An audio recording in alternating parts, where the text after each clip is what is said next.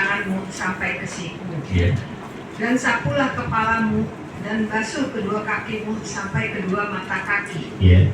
Jika kamu junub, maka mandilah. Dan jika kamu sakit atau dalam perjalanan atau kembali dari tempat buang air Iya. atau menyentuh perempuan, maka jika kamu tidak memperoleh air, maka bertayamumlah dengan debu yang baik, suci. Usaplah wajahmu dan tanganmu dengan debu itu. Iya. Allah tidak ingin menyulitkan kamu, tetapi Dia hendak membersihkan kamu dan menyempurnakan nikmat-Nya bagimu, Oke. agar kamu bersyukur. Oke, Ibu, nanti kalau ingin mendapatkan penjelasan panjang tentang wudhu itu di hadis Sahih Muslim, di hadis Sahih. Tapi pokoknya dari sini, ya, pangkalnya dari sini kita menjelaskan tentang wudhu. Apa itu, Bu? Hakikat wudhu dulu kita harus jelaskan. Di ujung ayat itu, Ibu, itu hakikat berwudhu.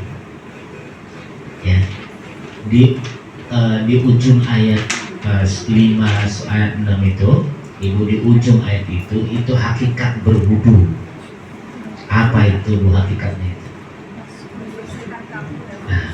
Waliyutahhirakum, walakin yuridu, akan tetapi Allah menghendaki liyutahhirakum, untuk membersihkan kamu, lalu waliyutimma nikmatahu, dan untuk menyempurnakan nikmatnya.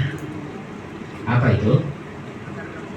La'allakum tashkurun, supaya kamu bersyukur. Ibu, salah satu tanda bersyukur itu mau wudhu. Ya, itu harus tahu hikmah berwudhu. Itu tanda orang yang bersyukur. Yang dibersihkan apanya, Bu?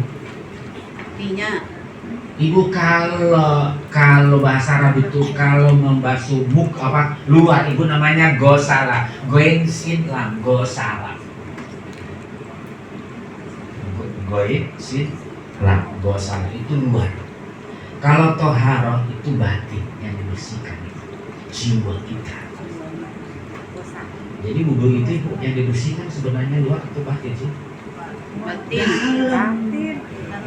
Batinnya. Syariat, Ibu, itu simbol-simbol, tapi simbol itu justru harus penting karena akan berpengaruh kepada jiwa. Kalau nggak ada lahirnya juga nggak bisa. Tapi yang dituju batinnya, Bu. Bu? Dan toharoh. Bu, yang akan dibersihkan tuh jiwanya, bukan badannya, Ibu. Bu, kalau mandi dengan berwudu mana lebih afdal, Ibu? Mandi atau wudu yang sebagian saja, Ibu? Kenapa kita setelah mandi harus berwudu, Ibu? Dia membersihkan batin. Karena mau bersihkan batin, Ibu. Ibu habis mandi sabunan segala macam, sampoanmu, sabun juga sebotol habis. Sabun 1 batang, Ibu, habis mandi. Tapi Ibu kalau ketika mau sholat harus wudu lagi. Karena yang dibersihkan adalah batinnya, jiwanya, Ibu, bukan lahirnya, bukan. Ya, baik, sekarang kita lanjutkan lagi. Kita pertama sebelum berwudu itu baca niat berwudu karena, lalu kita membasuh, menyilang-nyilang dalam hadis tangan kita. Terus kita setelah menyilang-nyilangi, kita ngambil air, berkumur-kumur sambil kita menghisap air ke hidung.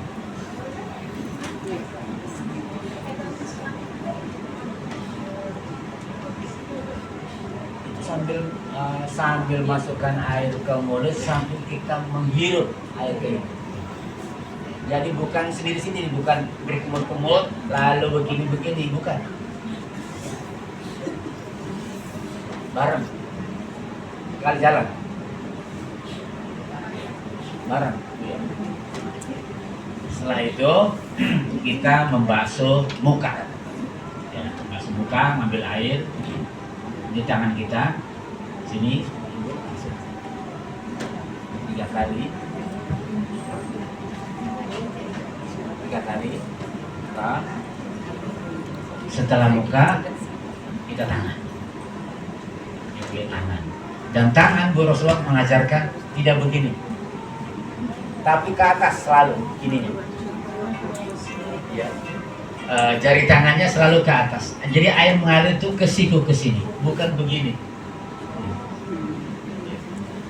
Pak Uci, itu sama dengan ajaran kedokteran, kalau mau masuk OK tangannya begini, cuci tangan. Ya. Sesuai dengan agama Islam. Gini. Kita ngangkat tangan dia gitu. Jadi ke atas. Jadi dari sisi kesehatan sudah sinkron ya. Ya. Gitu. Juga Supaya sama. kumannya ke bawah semua. Iya. Jadi begini Rasul, tidak pernah begini. Jadi begini ke atas. Hah? Apanya? Iya, air kan Menurun. bawah, kan air juga. Air kan mengalir ke bawah. Iya. Satu-satu Bu ya, jangan zigzag ya. Ini selesaikan. Kanan dulu, lalu kiri selesaikan sampai 3 kali. Kalau tidak ada keran, Jangan zigzag.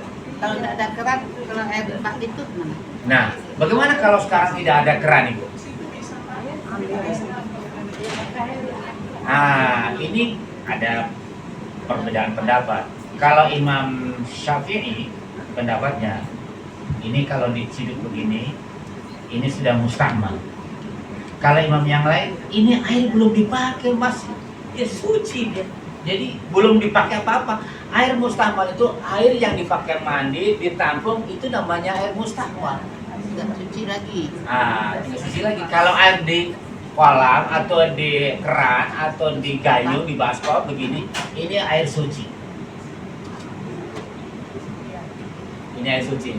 Jadi Ibu ya ambil boleh dengan tangan, ambil dengan apa? Ya. Kalau dengan gayung, kalau di baskom begitu, ya ini. Oke, setelah tangan, kemudian membasuh kepala. Wamsahu biru'usikum. Air tidak ada yang menggenang. Ya, di telapak tangan kita cuma basah aja.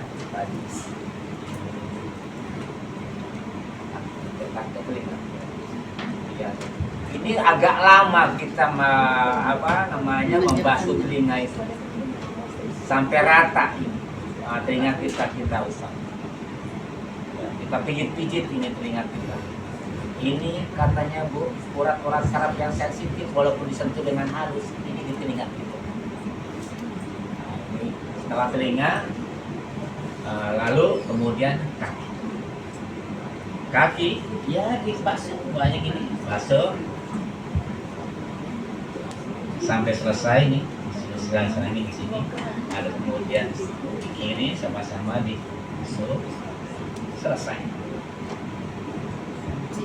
Jadi Pak Ulama bertanya, bagaimana kalau pakai jilbab kita begini? Begini, Bina penduduk ini ramai ini ada laki-laki perempuan. Bagaimana kita membasuh kepala? Apa nggak kesenggol? Ibu sama anggap saja jilbab itu kepala Ibu. Ya, jilbab itu kepala Ibu. Jadi Ibu usap jilbab Ibu.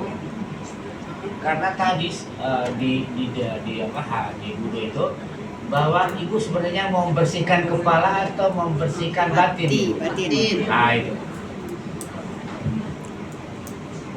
Jadi Ibu bukan membersihkan kepala Ibu, tapi membersihkan yang ada di dalam jiwa kita, yang ada dalam kepala kita. Nah, apa itu menghilangkan kesombongan kita? Jadi basah rambut kita jadinya kan Pak. Ya Bu? Jadi membasuh rambut tuh tidak berlaku kalau pakai jilbab kan tidak masuk ke rambut. Iya. Kepala itu adalah jilbab itu adalah kepala Ibu. Terima kasih Pak Uci. Iya. Tapi kalau Ibu banyak, wah saya kayaknya ragu mau tetap aja berapa lembar, silakan aja. Boleh. Diginiin Ibu begini-gini, silakan aja. Tapi pada dasarnya secara hukum Ibu ketika membasuh jilbab begini itu sudah membasuh kepala Ibu. Jadi nggak usah dibuka ya Pak? Nggak usah dibuka, iya. Diusap saja kepala Ibu. Ya. Oke, saya kira itu ya.